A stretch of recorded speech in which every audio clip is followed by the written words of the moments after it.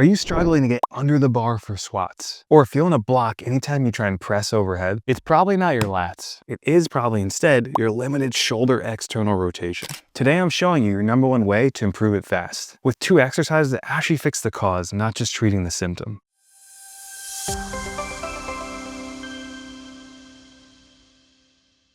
Hey, I'm Dr. Corey, a physical therapist helping athletes and weightlifters unlock mobility that lasts. If you can't externally rotate your shoulders properly, you're going to struggle with things like back squats, overhead pressing, or even bench press. Most people get stuck stretching endlessly. But we're going to train the range, not just force it. Now, most people struggle with this because their shoulder external rotation is limited by a couple different things. And some of those things are weak rotator cuff support, overactive internal rotators like your lats, pecs, and subscapularis, poor shoulder blade positioning, sometimes they have something called scapular winging, and a nervous system that doesn't feel safe and comfortable going there. Now, what's the fix? Controlled, resisted movement that strengthens the joint through the range it's missing. Hey, if you feel like you need to have a more in-depth understanding of what's going on currently with your shoulder, text me the word pain to 475-241-7993 so I can get you a free shoulder pain fix demo. Now back to the video. Shoulder #1 is shoulder external rotation eccentrics off the knee. This is the best place to start. It's simple, safe, and brutally effective. Sit with your elbow resting on your knee, dumbbell in hand, start at your end range external rotation, slowly lower for 5 seconds, and assist back up if you need to with the opposite arm. You want to make sure to not let the shoulder blade move too far, meaning you want your shoulder blade to stay pretty secure against your rib cage as you're going through and performing the exercise. And it's going to strengthen the rotator cuff in the most vulnerable position. It's also going to help rebuild stability and help with your barbell rack position and overhead control during pressing. You want to do 2 to 3 sets of 6 to 8 slow repetitions. Once you master that knee version, it's time to get vertical. Stand tall.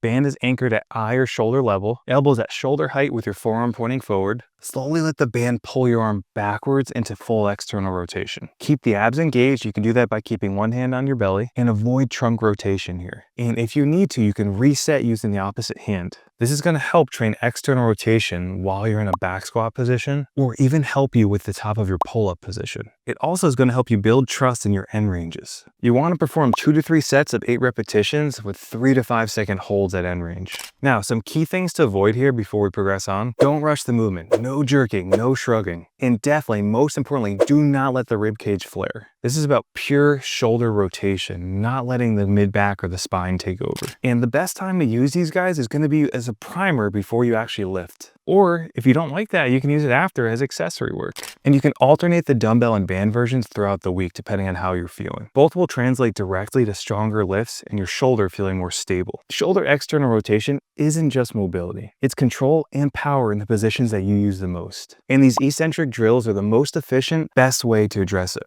If you're tired of fighting the bar every time you lift, try these. You'll notice a difference within a week. Like if this helped, subscribe for more pain-free lifting content, and comment if you want a full shoulder mobility and strengthening progression. I've got more coming your way.